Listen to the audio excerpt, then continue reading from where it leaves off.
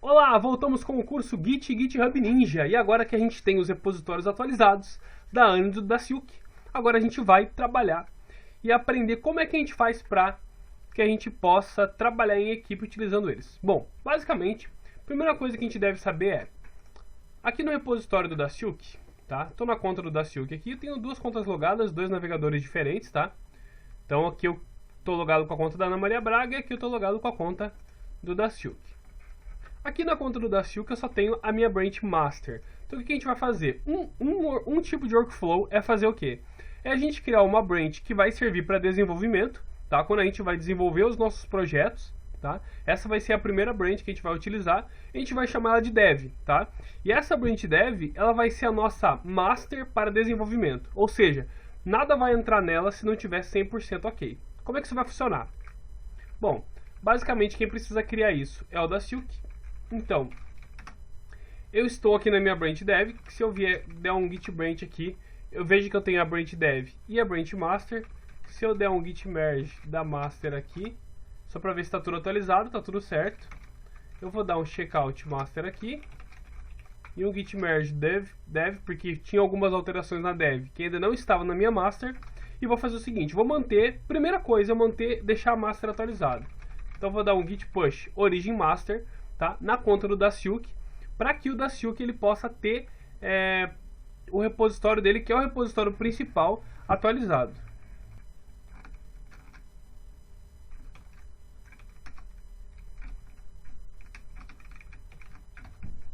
Tá, então o que acontece? Vou colar aqui, ó. Vou dar um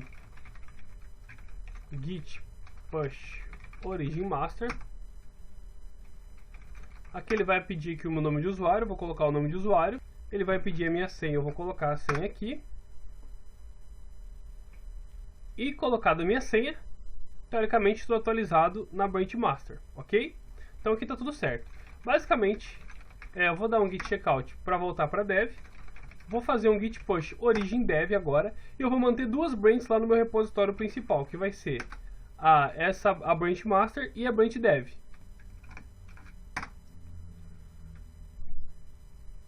Mandei então para o GitHub e agora ele criou uma branch master e uma branch dev lá no meu repositório. Se eu vier aqui em da Silk, olha só, eu vou ter a branch master e agora se eu atualizar aqui, eu devo ter a branch master e a branch dev. Então olha só, eu tenho as duas branches aqui. Então basicamente a minha branch master vai ser a branch principal. Qualquer coisa só deve entrar na branch master se tiver 100% testado, se tiver ok, se tiver tudo funcionando. Nada vai entrar na master se não tiver tudo da forma correta como deveria estar, tá? Como é que a gente vai garantir isso? Bom, basicamente a gente vai trabalhar sempre na branch dev, tá? Sempre numa branch baseada na branch dev. Então, o da Silk poderia trabalhar diretamente na branch dev, né?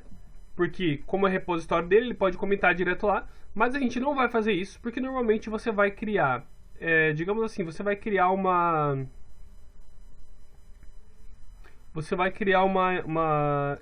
instituição, mas não é instituição que chama, deixa eu ver aqui. Se eu acessar minha home aqui,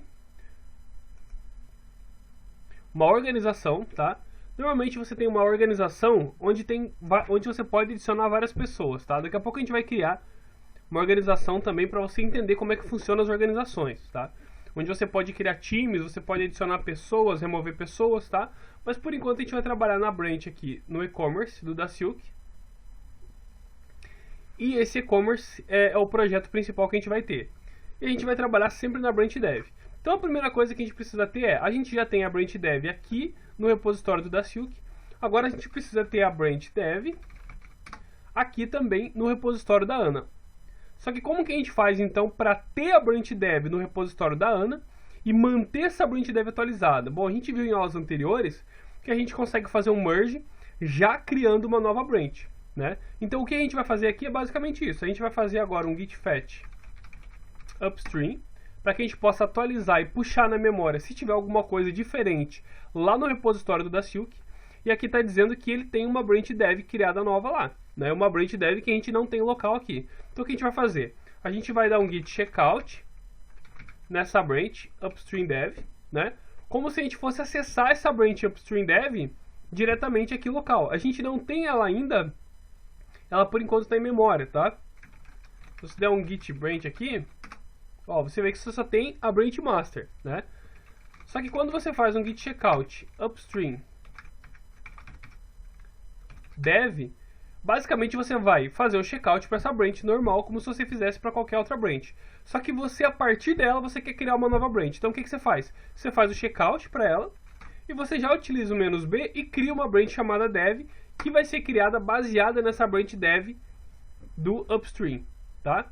Então sempre que você for criar uma branch de atualização, que você estiver começando um projeto para trabalhar com outra pessoa, e esse projeto tiver for um repositório de uma outra pessoa, tiver em outro lugar, não seja o seu repositório principal, você faz isso, você faz o git fetch upstream, e ao invés de você fazer merge de uma branch dev, por exemplo, para a tua branch master, você cria uma branch dev baseada na dev que estava lá no upstream. E como você faz isso? Com o git checkout upstream dev "-b dev, tá? Então, você vai fazer o checkout para esse cara, já fazendo "-b", que o "-b", lembra que o checkout "-b" faz? Ele cria uma nova branch. Então, utilizando o "-b", ele vai criar uma nova branch chamada dev, só que ao invés de criar com base na master, ele vai criar com base na upstream dev, tá? Então, teoricamente, a minha dev e a upstream dev vão estar atualizadas, ok? Feito isso, agora eu tenho a branch dev tanto no repositório da Ana quanto no repositório da Silk atualizados, ok?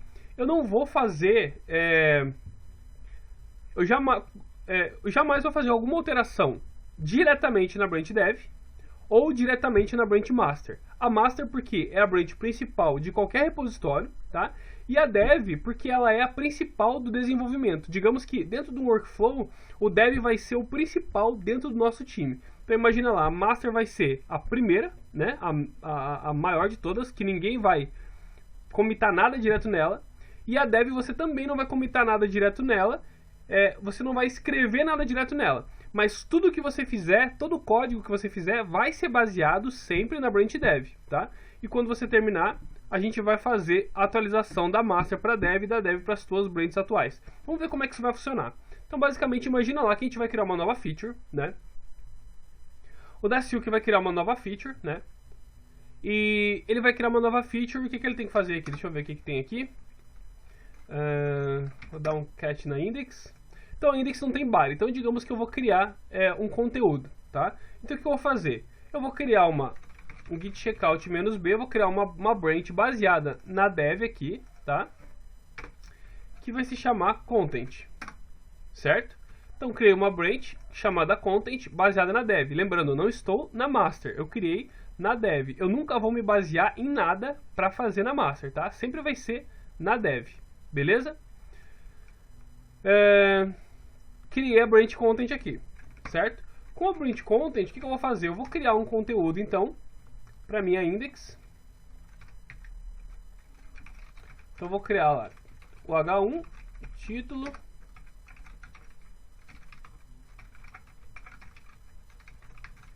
e o P que vai ser o meu parágrafo. Ok? Salvei essas alterações. Vou dar um git diff aqui. E ele vai dizer que eu removi uma linha em branco aqui e adicionei o H1, que é o título, e o P, que é o parágrafo. Ok? Até aí bastante simples. Tudo que a gente já viu até agora de Git. Feito isso, que eu vou fazer? Eu vou adicionar. Fazer um git add. Ele vai adicionar o index.html. Vai passar da working directory para a staging area. Certo? E agora eu vou dar um commit "-m. E eu vou dizer que é add content, ou seja, adicionado o conteúdo. Beleza? Adicionei o conteúdo. Feito isso, o que eu vou fazer? Eu vou dar um push origin content. Por quê? Porque eu vou subir no GitHub agora uma nova branch chamada content. Porque é essa branch que eu vou mandar a minha alteração. Tá? Vou logar aqui. E vou mandar para o GitHub, então, a alteração que tem na minha branch content. Feito isso, o que eu acabei de fazer? Basicamente, eu fiz uma alteração na branch content que está baseada na dev. Tá? Foi uma alteração. Ele vai mostrar aqui essa tarjinha aqui dizendo, tem uma alteração ali, você criou uma branch content, você quer fazer comparar ela com o teu repositório e mandar um pull request dela? Vamos ver como é que manda o pull request então. Tem duas formas, ou você clica aqui para direto comparar e mandar o pull request, e eu vou mandar um pull request. A minha branch principal é a master, né? Só que eu não vou mandar para master, eu vou sempre mandar baseado na dev, tá? Lembrando que a nossa branch de desenvolvimento é a dev, então eu nunca vou mandar um pull request baseado na master, tá?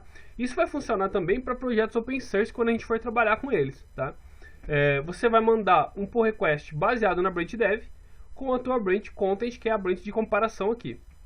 Aqui você vai colocar o título do teu pull request, aqui você vai colocar um texto dizendo adicionado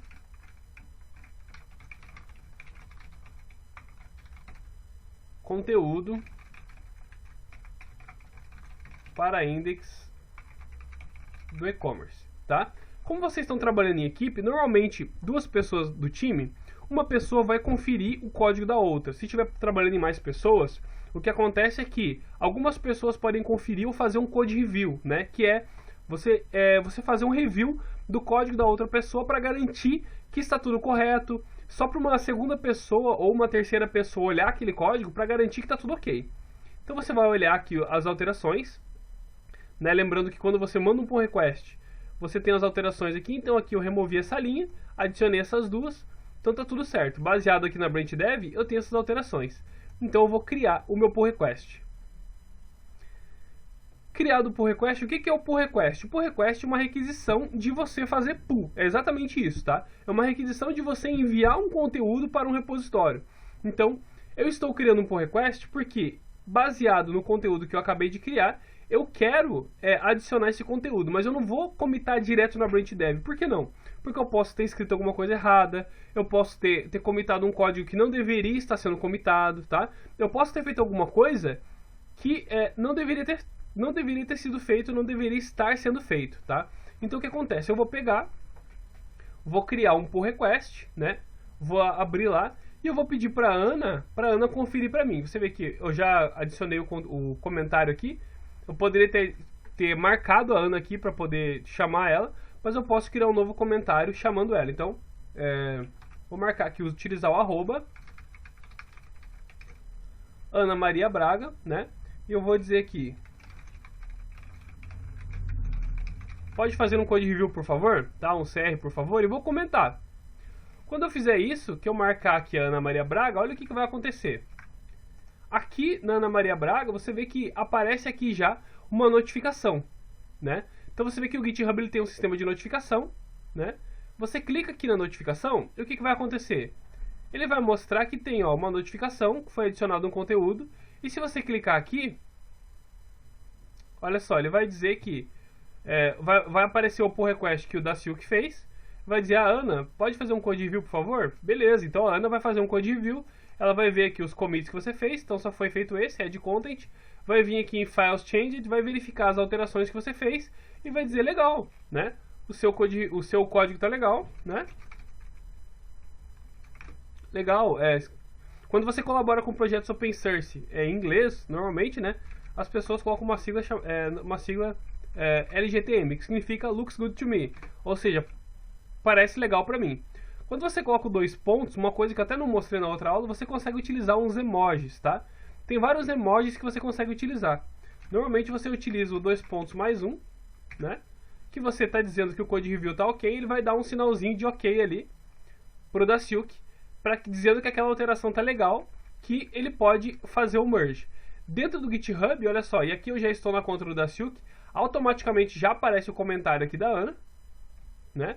Já aparece o comentário da Ana aqui, dizendo legal, looks good to me, ou seja, parece legal pra mim tá ok a alteração que você fez, você pode fazer o merge. E daí o que a pessoa que criou o pull request, o que ela vai fazer? Ela vai ver que tá tudo ok, né? Já foi revisada, e você vai vir direto pelo GitHub e fazer um merge. Então você vem aqui, merge pull request, ele vai pedir uma mensagem, você confirma o merge, e feito isso ele vai fazer o merge pra você.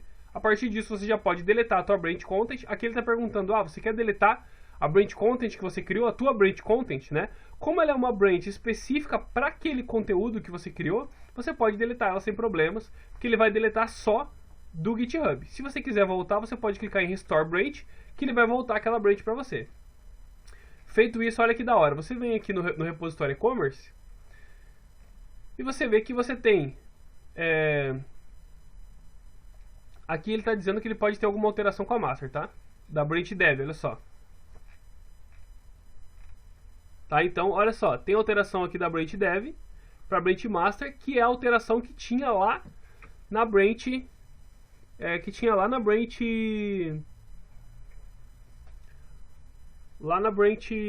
na branch content que você tinha criado, tá? Se você olhar os commits aqui, você vai ver que você vai ter os commits do F da Silk que eu tinha criado com esse usuário, o merge que eu fiz com o usuário da Silk, tá? E a alteração, o create readme que eu tinha feito com o usuário da Silk também, tá? Aqui ele vai mostrar então a data do dia que você fez o commit, né? Ele vai mostrar todo o histórico certinho aqui e vai dizer que a sua branch dev ela está correta, ela está atualizada, tá? Aqui a gente tem alteração então na branch dev, tá? Se você vier aqui agora no repositório da Ana Maria Braga, se eu entrar aqui na conta da Ana Maria Braga, clicar na fotinho dela que eu vou vir para a conta dela, vou acessar o repositório e-commerce dela, tá? Ana Maria Braga /e-commerce, e aqui eu vou ter alterações que ainda não tenho, do e-commerce do da Silk. Como é que eu faço para manter então atualizado? Eu mandei então a alteração do content, mandei como pull request, criei uma branch dev e enviei esse pull request para a branch dev, tá? A Ana vai fazer o que? Como foi atualizado da branch dev, eu vou fazer um git fetch upstream aqui. Ele vai dizer que tem alterações novamente na branch dev, que foram as alterações que o da Silk fez em content. Vou fazer o merge upstream dev e a minha dev agora está atualizada, ok? Beleza. Agora então eu não preciso mais dessa branch content, vou dar um git checkout para dev, tá? Não vou fazer um merge direto aqui da minha content para dev, poderia fazer? Poderia, mas não, eu vou procurar manter a minha branch local atualizada sempre como repositório principal. Então da mesma forma, aqui no repositório do da Silk, eu vou fazer um git fetch origin, porque a minha branch principal aqui está em origem, né? E vou fazer um git merge upstream ou origin, né? Origin dev. Feito isso, agora eu tenho o meu dev do da Silk atualizado e o meu dev da Ana atualizado, tá? Legal, né? Então você viu que como a gente pode criar um pull request, como a gente pode fazer um code review, e no próximo vídeo a gente vai continuar vendo ainda algumas coisas de como continuar trabalhando com esse workflow com Git e GitHub.